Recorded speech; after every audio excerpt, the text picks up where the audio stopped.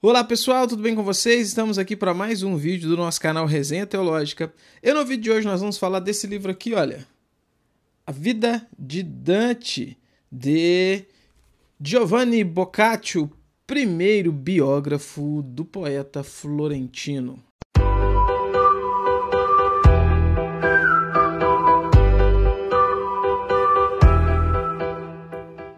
Alguns de vocês já sabem que a gente está num projeto de leitura de Dante em 100 dias. É isso mesmo, nós vamos ler a Divina Comédia em 100 dias.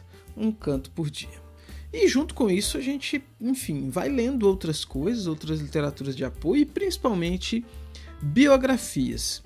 Então, eu já falei com vocês aqui sobre a biografia de Dante do Alessandro Barbero, lançada pela Companhia das Letras, que mostrei para vocês que, para mim, dentro daquilo que eu estava esperando, não funcionou muito bem, não foi uma coisa muito legal. Mas li, né? Li até o final, porque, enfim, quero ler tudo que eu consegui achar sobre a vida de Dante para ajudar na compreensão da obra. Você entendendo o autor, você entende melhor a obra. E li agora recentemente essa aqui, que é um livretinho, olha só, tá vendo? É bem fininho, ó. São 99, tá dando 102 aqui, mas com as notas e tudo mais, dá umas 90 e poucas páginas. Que escrita pelo Boccaccio, que foi o primeiro biógrafo aí de Dante, né? Pra vocês terem uma ideia, quando Dante morreu, Boccaccio tinha 8 anos, então de certa forma eles conviveram perto ali, né? Enfim, foram contemporâneos, pelo menos, né, durante a infância de Boccaccio. E Boccaccio, ele teve desde cedo uma paixão muito grande por Dante, pelas obras de Dante. Vale mencionar que a fama de Dante, ela se dá antes dele morrer, né? Ele não é daqueles que ganha fama muito tempo depois que morre. Antes dele morrer, ele já era famoso, já era conhecido na região por causa dos seus sonetos, por causa da sua poesia.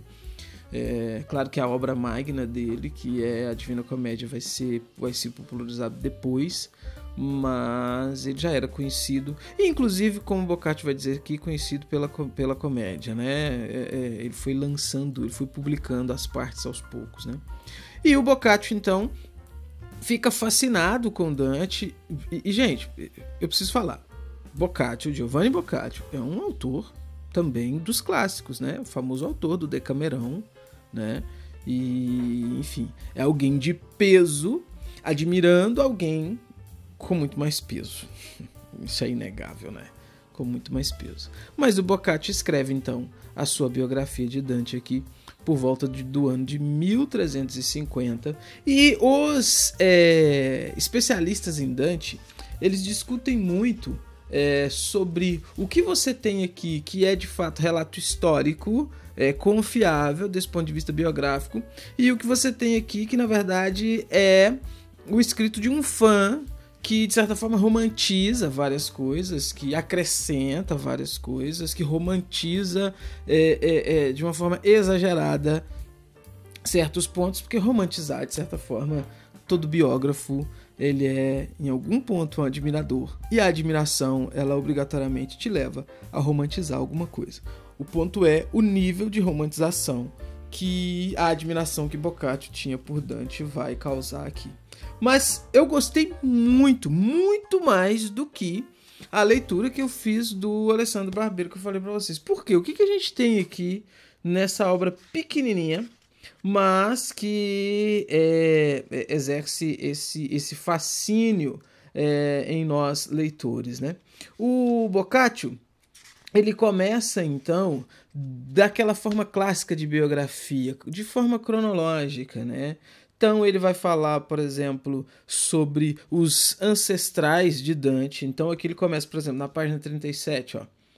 Destes, com o decorrer do tempo e o suceder-se de gerações, nasceu e viveu um cavaleiro por armas e por siso notável e valoroso, cujo nome era Catiaguida, a quem seus antepassados deram por esposa na sua mocidade uma donzela nascida dos Alighieri de Ferrara, tanto por beleza e por costumes, quanto por nobreza de sangue estimada, com a qual muitos anos viveu e com quem muitos filhos gerou.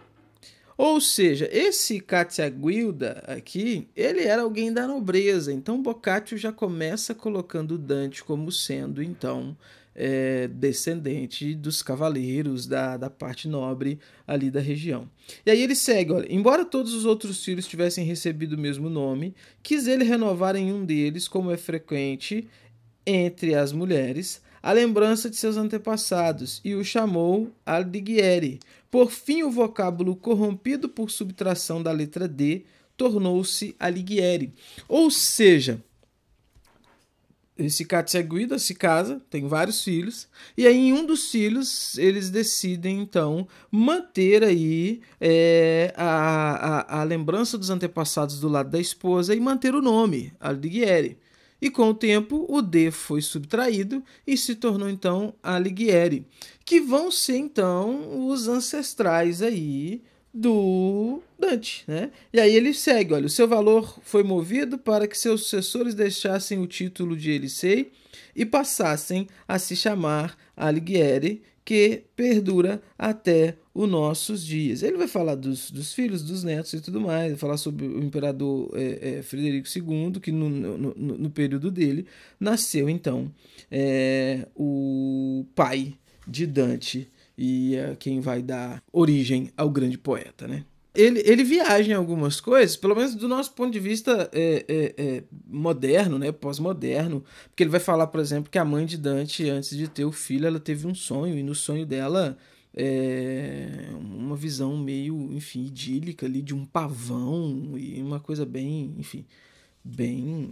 fantasiosa, vamos chamar assim. Mas é muito interessante, então, ele partir desse início, ele partir dos ancestrais, do avô, do bisavô, da mãe, do porquê que o nome é Alighieri, por que chama Alighieri, onde que eles moravam. E aí depois ele vai pegar aqui, olha, na página 41, e vai falar sobre o famoso encontro de Dante com a Beatrice Portinari, que vai ser o grande amor da vida de Dante. E vai ser, inclusive, a responsável por nós termos hoje, então, obras como, por exemplo, aí a Divina Comédia, porque todo o amor que Dante tinha por Beatriz e toda a veneração, uma veneração que era quase religiosa. E isso é interessante de perceber, porque tem um momento aqui que Boccaccio vai dizer que a admiração de Dante, o interesse de Dante por Beatriz nunca foi um interesse de cunho sexual, de cunho libidinoso, mas sempre foi uma espécie de veneração quase divina.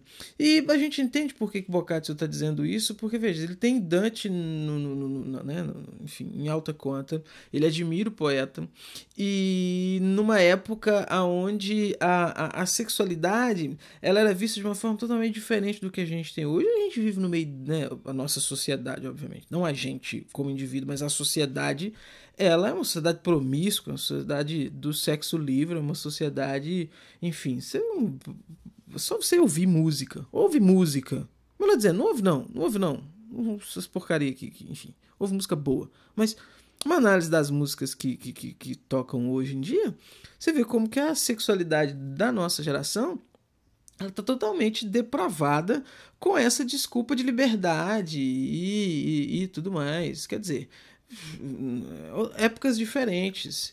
Então, o Boccaccio ele nega qualquer envolvimento, interesse sexual de Dante por Beatrice. A Barbara Reynolds, na sua biografia, que a gente vai trazer vídeo aqui no canal sobre ela tem um pensamento diferente sobre isso, principalmente por causa de alguns sonetos de Dante com cunho um pouco erótico que foram descobertos. Que, inclusive, segundo ela, alguns especialistas se recusam a acreditar que foram realmente de Dante. Mas, enfim, isso é um ponto também que, por mais que a sexualidade não fosse depravada como é hoje, havia sexualidade. Agora, a discussão é, os sentimentos e os desejos de Dante por Beatriz, eles eram movidos por quê? Qual era a motivação? Essa veneração, essa admiração ou questões carnais, vamos chamar assim? O Boccaccio entende que não. E assim, se você conhece alguma coisa do Decamerão ou já leu o Decamerão, Boccaccio negando interesse sexual é porque realmente ele acreditava piamente nisso, né?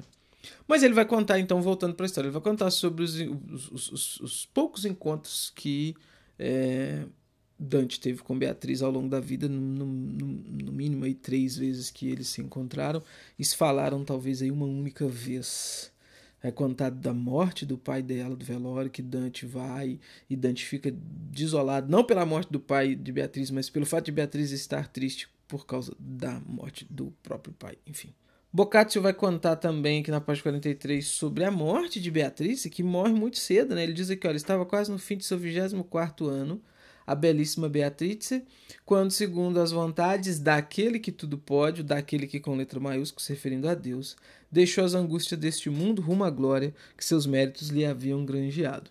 Por causa de sua partida, Dante se entregou a tanta dor, a tanta aflição, a tantas lágrimas, que muitos dos seus mais próximos parentes e amigos acreditaram não haver nenhum outro remédio senão sua morte, e que ela viria em breve, pois ele não dava ouvidos a nenhum conforto e nenhuma consolação que lhe traziam. Então perceba, gente, de novo, é um apego mesmo que Dante tem aqui. E tudo mais.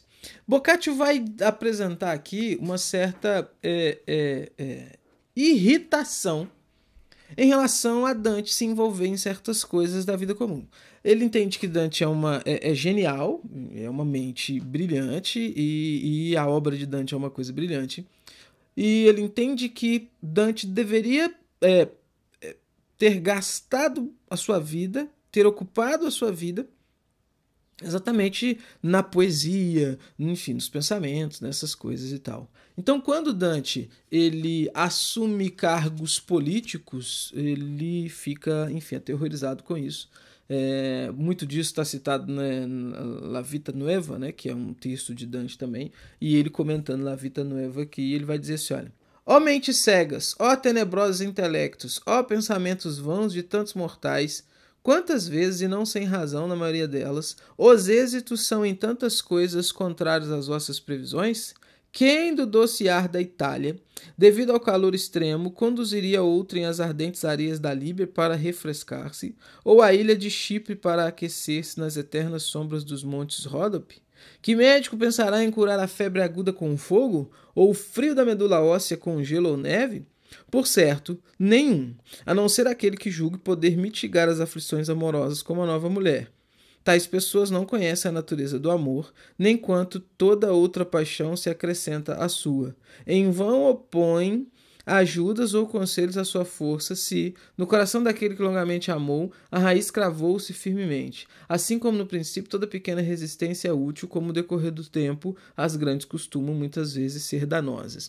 O que ele está fazendo aqui?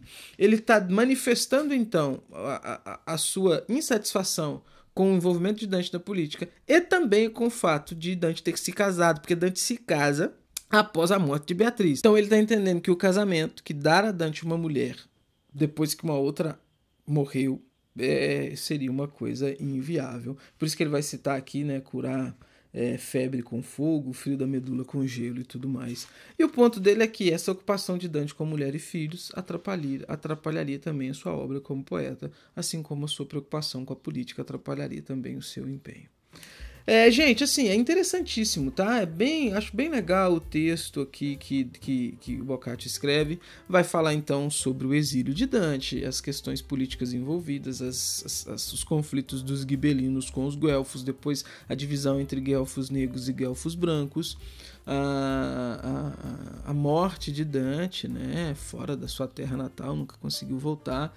E fecha comentando aqui as obras de Dante de uma forma bem rápida, bem panorâmica. Gostei muito.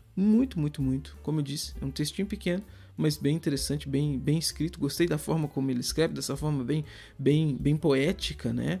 Isso é bem bonito, eu acho bem bonito isso. E é um texto excelente que ajuda demais a compreender, a entender a vida desse grande homem, desse grande poeta que foi Dante Alighieri. Fica aqui a dica então para vocês aí, olha, Vida de Dante, escrita aí por Boccaccio, Giovanni Boccaccio, biografia, primeira biografia de Dante que se tem registro. Como sempre, o link vai estar na descrição desse vídeo. Gostou? Quer comprar? Compra pelo nosso link aqui. Você contribui com o nosso canal, não paga nada mais por isso e ajuda a gente a continuar fazendo os vídeos que a gente está fazendo aqui. E, gente, a coisa de sempre. Não se esquece de curtir o vídeo, comentar, se inscrever no canal se não for inscrito, enviar esse vídeo aí para, enfim, para aquele seu amigo, amiga que gosta de Dante e que sempre fica falando que vai começar a ler, mas nunca começa. Envia, quem sabe esse vídeo aguça a curiosidade da pessoa para começar a ler a obra desse grande poeta florentino por meio da vida desse grande homem, tá bom? Vou ficando por aqui. Tchau, até os próximos vídeos deste canal.